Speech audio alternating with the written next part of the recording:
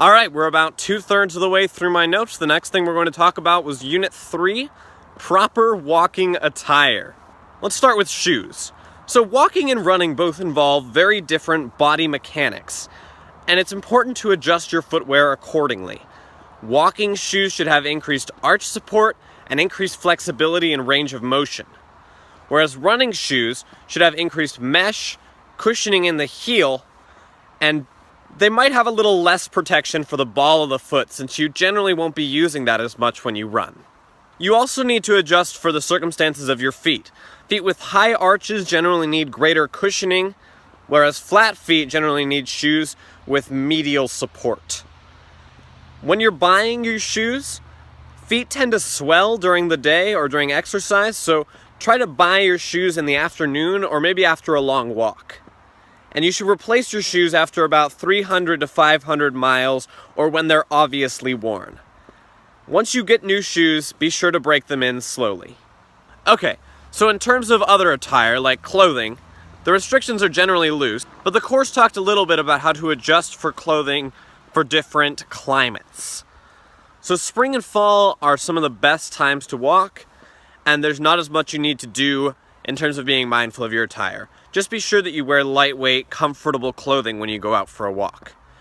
Winter walking can bring certain challenges, particularly cold and the reduced visibility. So some of their advice includes to protect your extremities first, to wear layers of lightweight clothing rather than just several very heavy or warm pieces of clothes in case it somehow gets warmer or you heat up while you're exercising. Make sure that your torso stays warm. Your legs generally need much less protection than your torso from the cold. Don't take chances in severely adverse conditions. If it's an enormous hail snowstorm and there's 3 feet of snow already, exercise due caution. And consider putting your walking clothes in the dryer for 3 minutes before walking. That's one of the advice points that they had that struck me and that I might consider doing and just see how it goes when the winter starts. One other thing I'd say about winter walking, be sure you always let people know where you're headed and walk with others when possible. It can get dangerous, it can get slippery. It's just good for people to know where you are. Alright, now in terms of summer walking in attire, summer walking can be difficult too, mostly as a result of the heat. So, the course advises you to use lightweight, breathable, wicking clothes to adjust the walking workout to fit the temperature. It also advises that you might consider walking in the rain or in the evening, or maybe taking a pre-workout cold shower. You could also consider alternate activities indoors, such as the treadmill. Maybe you want to take a walk around the mall, or maybe you just want to do some fitness DVDs, knock out some kickboxing or something. It also advises you to drink water during the day, not just pre and post workout. This pretty much applies all year, but particularly in summer. Finally, it says to shorten or split up your walking workouts and slow your walking pace if necessary. Now, I realize that most of that was not about attire in terms of the summer walking, but it was in the proper walking attire unit, so that is where I included it.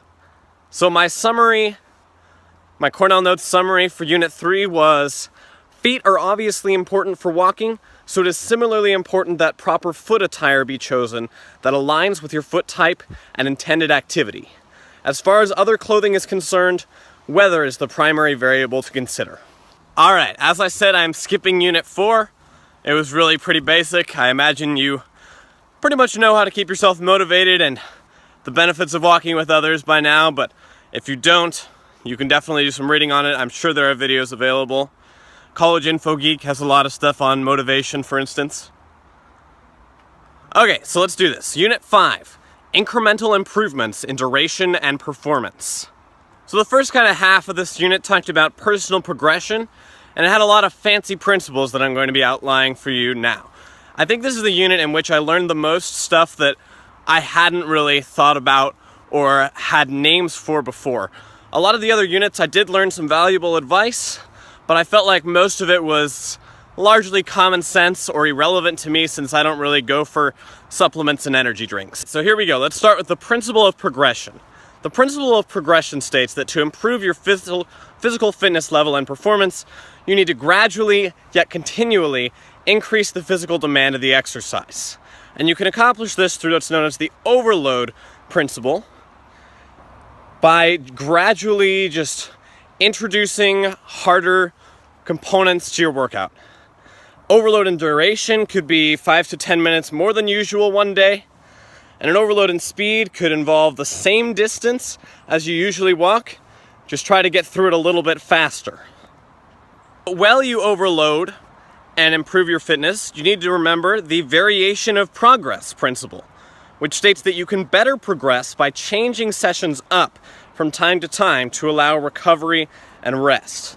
So overall, you want increased physical demand, but you should also throw in a few lighter sessions sometimes.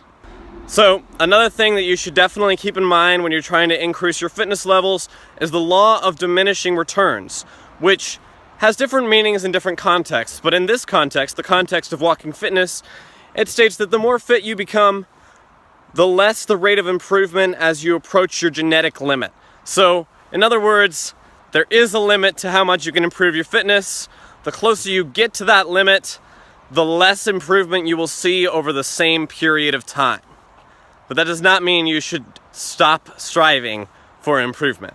Alright, the last principle we need to go through today is the specificity principle, which states that the best way to improve your walking performance is to walk, the best way to improve your swimming performance is to swim, etc. So in walking, you need to focus specifically on increasing speed, endurance, and stride effectiveness. So now we're going to talk about some specific ways you can improve your walking. So in terms of walking speed, this is usually measured in minutes per mile, and your walking speed can range from a casual stroll to a power walk. What you need to keep in mind when you're working on your walking speed is that in order for it to be considered a walk, 1 foot must be on the ground minimum at all times. So if that is not happening, you're probably running or jogging. Note, I said ground, but I really mean whatever surface you happen to be walking on. If you are tightrope walking, that's fine. You can also make alterations to try to improve your intensity. That includes faster leg movement, which is known as turnover, or a longer stride. Increased leg turnover stimulates muscle lengthening and increases your endurance. Increased stride length increases muscle loading, but it also increases muscular contraction, which can be a problem if you're like a gymnast or a dancer. Of course, this problem can be counteracted by just putting in some extremely effective stretches. Load alterations. This is something not a lot of people think about when they're walking, but you could consider adding a backpack to your walking routine, or maybe some weighted vest. Gradually, you can increase the weight, and this is especially good practice if you want to go hiking or backpacking sometime in the future. Finally, in terms of time alterations, both the frequency and the length of sessions can be considered. But again, you're going to want to spare a day or two between high intensity sessions because of that variation of progress principle. So my Cornell note summary of Unit 5 was as follows. The best way to improve performance in a fitness activity is to gradually increase overall demand via incremental overloads. In terms of walking, speed, intensity, load, and frequency can all be improved over time. Be mindful of your limits and don't overload. Alright, so those were my main takeaways from the walking fitness course that I took this summer. I hope you got something out of that. If you did, or if you enjoyed the video even though you knew it all, either way, drop me a like with the like button, send me a comment. And if you want to see more of my content, I'm putting out a video every day this September, I hope. We'll see how that goes with school.